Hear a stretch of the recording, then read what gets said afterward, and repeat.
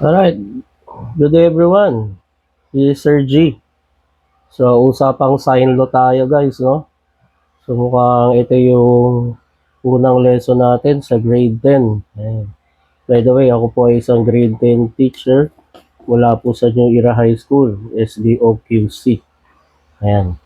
So, pag-usapan natin yung sign law. So, kailan ba nangyayari na o kailan natin gagamitin yung sign law? Siyempre, yung sign law, cosine law, Pythagorean theorem, lahat ito ay patungkol sa triangle, no? So, alam natin kapag Pythagorean theorem, it pertains to, ang usually, lagi natin ginagamit is the Pythagorean theorem, no? So, kapag right triangle, ayan, so Pythagorean theorem tayo. So, the square of the longest side is always equal to the square of the sum of the other two side. Yan, kapag right triangle. Pero what if hindi na siya right triangle? Ayan, dito na papasok si sine law and cosine law. So, in this lesson, focus muna tayo sa sine law, guys. Ayan. Malalaman natin na sine law ang gagamitin natin, guys, pag nakakita kayo ng dalawang angle sa given, tsaka isang side. Ayan. Ito yan yung tandaan nyo, guys. Kailangan dalawang angle at isang side ang given. So, halimbawa, ayan, bigyan natin ng halimbawa. Buhayin natin ang kwentuhan, mga lodi. Halimbawa, ito yung problem natin. So, halimbawa itong side na to guys is 11 centimeter. Ayan. And then, itong angle na to guys, ang measure niya ay 85 degrees. Ayan. And then, itong angle na to ay 35 degrees naman. Tapos, ang pinapasolve sa atin ay yung length nitong side na to. Gaano siya kahaba. Ayan. So, kung mapapansin nyo, this is an angle, another angle, and this is side. So, angle, angle, side. Kapag angle, angle, side, ang given guys, lagi natin gagamitin si sine law. So, ano ba si sine law? So, ito siya. So, sabi dyan, side A divided by sine A, yan, equals to side B all over sine B, equals to side C all over sine C. Bakit ABC? Kasi nga, we have three sides and three angles sa isang triangle. Ito ay ginagamit kapag hindi na right triangle yung triangle. Ayan. So, ito halimbawa hindi na siya right triangle. Alright? So, paano ba to gamitin, sir? Nakakalito, tatlong letra. Ano ba gagamitin natin dyan? Guys, huwag kayong malito. Kahit A, B, o C yung gamitin niyo dyan, kayong bahala. O, halimbawa, itong 11 cm, dahil ito yung meron tayong given. Tandaan niyo sa pag-atake ng problema, lagi tayo magsisimula sa given. Kasi, kumbaga sa game, yun yung hint, no? Doon tayo mag-i-start palagi, guys. So, i-let natin yung 11 cm o itong side as A. Yan, tandaan nyo, side A yan.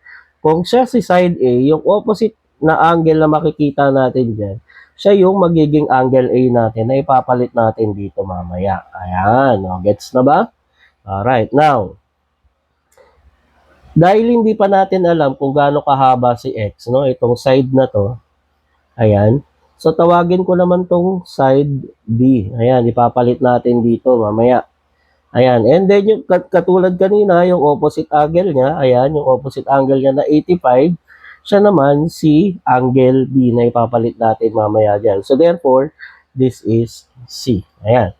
So, hindi natin papukusan si C kasi ang focus natin ay itong isolve itong side na to. So, gamitin na natin yung sine law. So, using A over sine A equals to B over sine B. Sir, di na ba gagamitin si C over sine C? Oo, hindi na yan. Diyan lang muna siya. Ito lang muna. Kasi ito lang naman yung kailangan natin to solve the problem. Okay, so we are now ready to plug in the values that we have. Ibig sabihin, magsa-substitute na tayo kumbaga sa basketball. Oh. Si A ay gagawin daw nating 11 cm. Ayan. Then, yung A natin kanina, sabi ko nga sa inyo, siya yung 35 degrees. Ayan. So, sine 35 degrees. Okay? then equals to, ayan, yung B natin, hindi pa natin alam, so isosolve pa natin yon. So siya si X, no? And then si B natin, o yung angle B natin is 85 degrees. So that is sine 85 degrees. Ayan. And then, ang gagawin lang natin, guys, i-isolate natin si X. So, paano yun, Sir Hill? Magmumultiply tayo ng sine 85 degrees on both side of the equation. Di ba? Algebra, no? Pinagsamang algebra and trigo. So, huwag kayong matakot dyan, guys. Ang gusto ko lang sabihin ay magiging ganito. So, X is equal to, ayan, so ito makakancel yan, guys, no? Matitira na si X, ayan. And then, si 11 at sine 85, yun na yung magiging bago nating numerator. O, di ba? Ganun lang kadali. Then, kopya lang natin si sine 35 degrees. At eto na nga, guys. Gagamitin ko na yung kapangyarihan na ibinigay sa akin ng Casio Philippines nung aming training sa Rizal High School. Ayan, maraming salamat, Casio. So guys, pwede kayong bumili nito kasi solid talaga to. Ayan. Siyempre, on nyo muna. Hindi pwedeng hindi on, no? Then, ayan, punta tayo dito sa fraction. Ayan, fraction button. Ayan, so lalabas yung ganyan.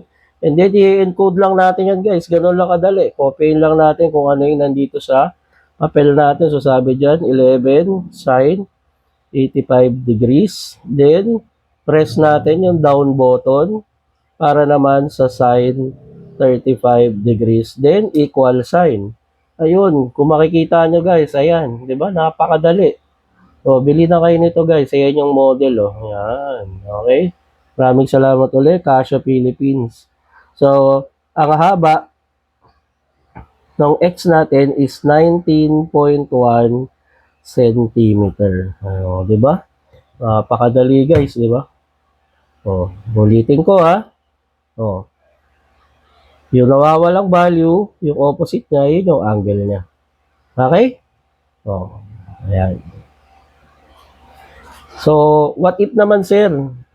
Angle yung nawawala. Oh, di ba? Magandang tanong yun. Oh, example number 2. Halimbawa, angle yung nawawala. Again, hindi ito hindi ito right triangle, guys. So halimbawa, itong angle na to ang hinahanap. Ayan. Kasi itong angle na to ay 88 degrees, guys. Ayan. Tapos ibinigay itong side na to ay ang haba niya ay 25 cm. Ito naman ay 18 cm. Ayan. So anong gagawin natin kapag ganon? Ayan. So, ang gagawin natin, guys, kanina kung napansin nyo sa sine law natin na formula, nasa ibabaw yung side. Pero dahil angle ang bida rito, ang gagawin natin, guys, ilalagay naman natin yung angle sa taas. So, di ba? Adjustable yan, guys. So, huwag kayong kabahan. So, di ba? Ganun pa rin. Ayan. So, di ba? Oh, huwag tayong kakabahan. And then, ganun uli.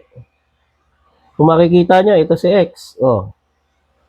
Sabihin natin, siya si angle A na ipapalit natin dito mamaya. So, therefore, sabi natin, yung opposite niya, yun yung side A. Di ba? Okay? Ito naman si, halimbawa, side B. Oh. Yan yung angle B pala. Yan. And then, yung opposite niya, guys, yun yung gagawin nating length ng side B. So, gagamitin uli natin tong dalawang ito. Sir, di mo na naman ginamit yung side C. Okay lang yun, guys. Kanya-kanyang yan diskarte yan. Pero pwede nyo rin gamitin yan para hindi siya magtampo. Okay? So, gawin na natin. So, sabi dyan, sin A.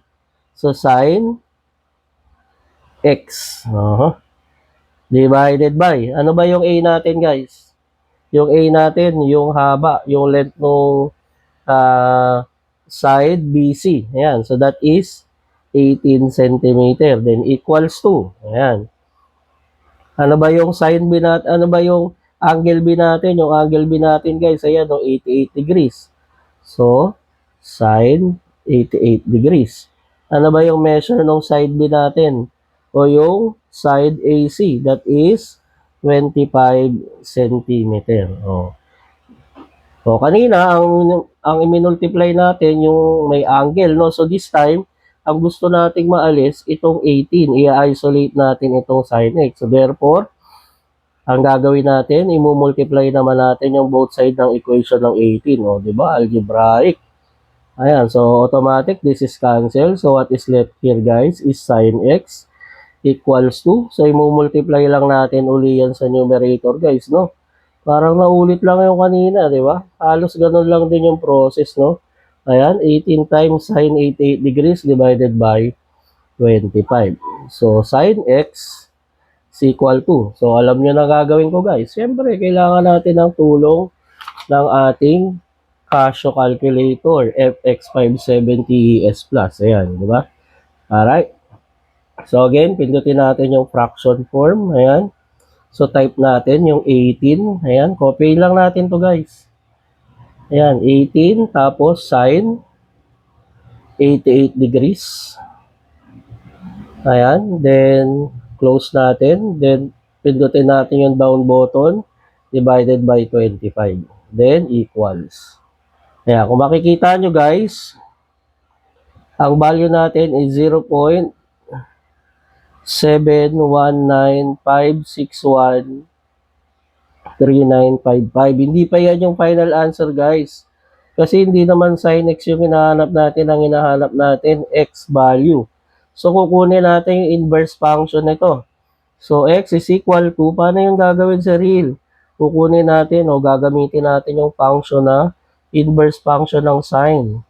Ayan. Na matatagpuan din sa ating Casio calculator, guys. Kaya, bili na kayo nito. Sigurado, dadali ang buhay nyo. Ayan. Hindi kayo, ayan yan. So, ang gagawin lang natin, guys, pindutin lang natin yung shift button. Ayan.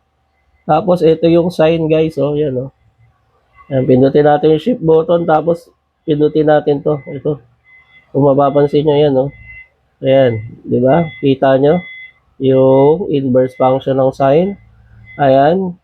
At yan yung lalabas, guys.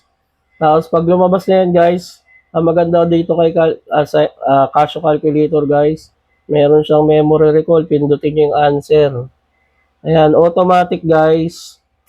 Yung answer na yan ay nagpatungkol dito kanina. Ayan, ito, dito sa value natin.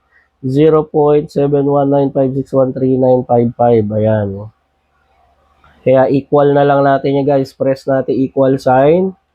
Ayan. Then, ang magiging sagot natin, guys, ayan, kung makikita nyo, no? Ayan, 46.02. So, 46.02 degrees approximately. So, ibig sabihin, guys, yung measure ni angle X ay 46.02 degrees. So, sana natutunan nyo po ang sine law. Susunod nating pag-uusapan paano ito i-apply kapag word problem na. Ayan. Magandang hapon sa inyong lahat.